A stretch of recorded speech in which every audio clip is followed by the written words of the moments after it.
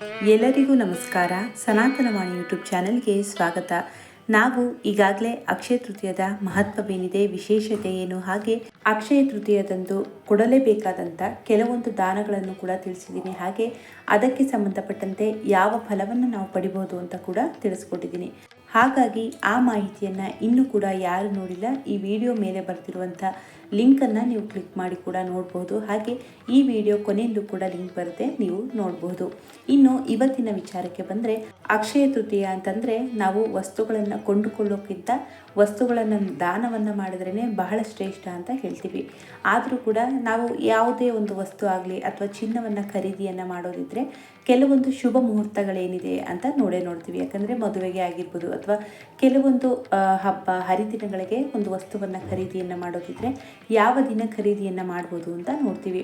ಇದೇ ಪ್ರಕಾರವಾಗಿ ನೋಡಿದ್ರೆ ನಾವು ಅಕ್ಷಯ ತೃತೀಯದಂದು ಕೂಡ ಚಿನ್ನವನ್ನು ಬಹಳಷ್ಟು ಜನ ಖರೀದಿಯನ್ನು ಮಾಡ್ತಾರೆ ಅಥವಾ ಬೆಳ್ಳಿಯ ಪದಾರ್ಥವನ್ನಾದರೂ ಖರೀದಿಯನ್ನು ಮಾಡ್ತಾರೆ.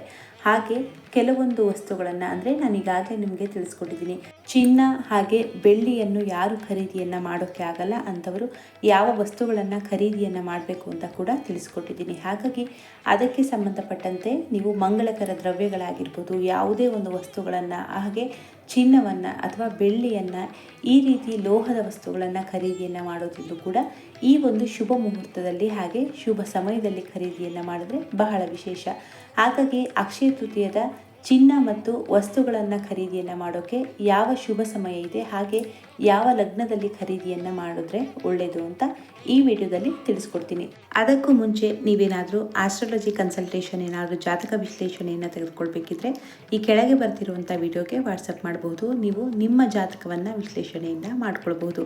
ಹಾಗೆ ಇದರ ಜೊತೆ ನಾವು ಪ್ರಾರಬ್ಧ ಪರಿವರ್ತನಾ ಕಾರ್ಯಕಾರವನ್ನು ಕೂಡ ಮಾಡ್ತಿದ್ವಿ. ಹಾಗಾಗಿ ಅದಕ್ಕೆ ಸಂಬಂಧಪಟ್ಟಂತೆ ಮಾಹಿತಿ ಏನಾದರೂ ನಿಮಗೆ ಬೇಕು ಅಂತಿದ್ರೆ, ಹಾಗೆ ನೀವೇನಾದರೂ ಆ ಒಂದು ಶಿಬಿರದಲ್ಲಿ ಪಾಲ್ಗೊಳ್ಬೇಕು ಅಂತ ಇದ್ದರೆ, ಹಾಗೆ ಆ ಒಂದು ಶಿಬಿರದಲ್ಲಿ ನಾವು ನಿಮಗೆ ಪ್ರಾರಬ್ಧ ಪರಿವರ್ತನೆ ಕ್ರಿಯೆಯನ್ನು ನೀವು ಮನೆಯಲ್ಲೇ ಯಾವ ರೀತಿ ಮಾಡ್ಕೊಳ್ಬೋದು ಅಂತ ಕೂಡ ನಾವು ನಿಮಗೆ ತಿಳಿಸ್ಕೊಡ್ತೀವಿ. ಹಾಗೆ ದೀಕ್ಷೆಯನ್ನು ಕೂಡ ನೀವು ತೆಗೆದುಕೊಳ್ಬೋದು.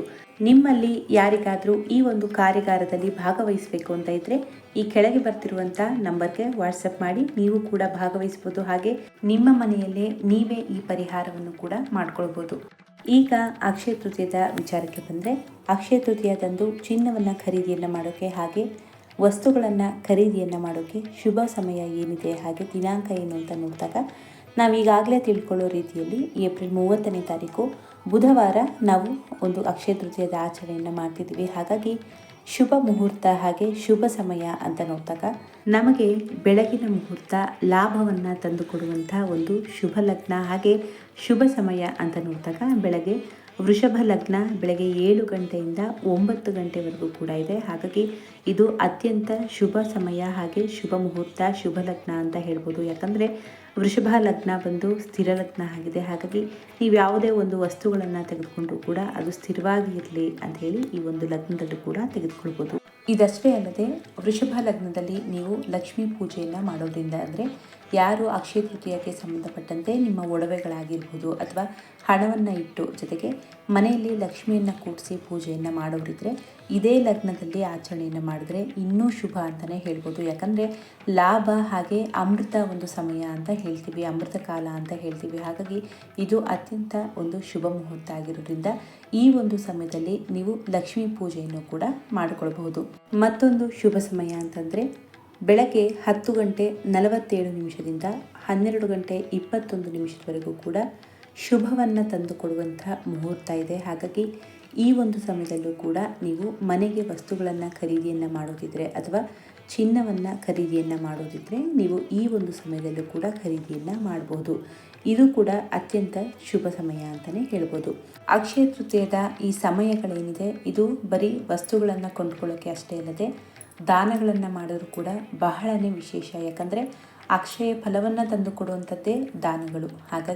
ಹಾಗಾಗಿ ನೀವು ನಿಮ್ಮ ಶಕ್ತಿ ಅನುಸಾರ ದಾನಗಳನ್ನು ಈ ಒಂದು ಸಮಯದಲ್ಲಿ ಮಾಡ್ಬೋದು. ಹಾಗೆ ಮುಖ್ಯವಾಗಿ ಮಂತ್ರ ಪಠಣೆ ಅಥವಾ ಸ್ತೋತ್ರ ಪಠಣೆ ಅಥವಾ ದೇವತಾ ಕಾರ್ಯಗಳನ್ನು ಮಾಡೋದಾಗಿರ್ಬೋದು. ಹಾಗೆ ವಿಶೇಷವಾಗಿ ಅಕ್ಷಯ ತೃತೀಯದಂದು ನಾನು ಈಗಾಗಲೇ ನಿಮಗೆ ತಿಳಿಸ್ಕೊಟ್ಟಿದ್ದೆ, ಗುರುರಾಯರಿಗೆ ಹಾಗೆ ಶ್ರೀಕೃಷ್ಣನಿಗೆ ಒಂದು ಗಂಧ ಲೇಪನವನ್ನು ಮಾಡಿಸೋದು ಕೂಡ ಬಹಳನೇ ವಿಶೇಷ ಅಂತ. ಹಾಗಾಗಿ ಯಾರೆಲ್ಲ ಗಂಧ ಲೇಪನವನ್ನು ಮಾಡಿಸ್ಬೇಕು ಅಂತ ಇರೋರು ನೀವು ನಿಮ್ಮ ಮನೆಯ ಹತ್ತಿರ ಇರುವಂಥ ರಾಯರ ಒಂದು ಮಠಕ್ಕೆ ಹೋಗಿ ಕೂಡ ಒಂದು ಗಂಧ ಲೇಪನವನ್ನು ಕೂಡ ಮಾಡಿಸ್ಬೋದು. ಅವತ್ತು ಬಹಳ ವಿಶೇಷ ಅಂತಲೇ ಹೇಳ್ಬೋದು. ಹಾಗಾಗಿ ನಿಮಗೆಲ್ಲರಿಗೂ ಕೂಡ ಅಕ್ಷಯ ತೃತೀಯದ ಶುಭಾಶಯಗಳು. ಹಾಗೆ ಅಕ್ಷಯ ತೃತೀಯ ದಿನ ಅಕ್ಷಯ ಫಲ ನಿಮಗೆಲ್ಲರಿಗೂ ಕೂಡ ಪ್ರಾಪ್ತಿಯಾಗಲಿ. ಹಾಗೆ ಈ ಒಂದು ಸಮಯದಲ್ಲಿ ವಸ್ತುಗಳಾಗಿರಲಿ ಅಥವಾ ದಾನಗಳನ್ನಾಗಿರಲಿ ಅಥವಾ ದೇವತಾ ಕಾರ್ಯಗಳನ್ನಾಗಲಿ ಎಲ್ಲವನ್ನು ಕೂಡ ನಿಮ್ಮ ಶಕ್ತಿ ಅನುಸಾರ ಆಚರಣೆಯನ್ನು ಮಾಡಿಕೊಳ್ಳಿ.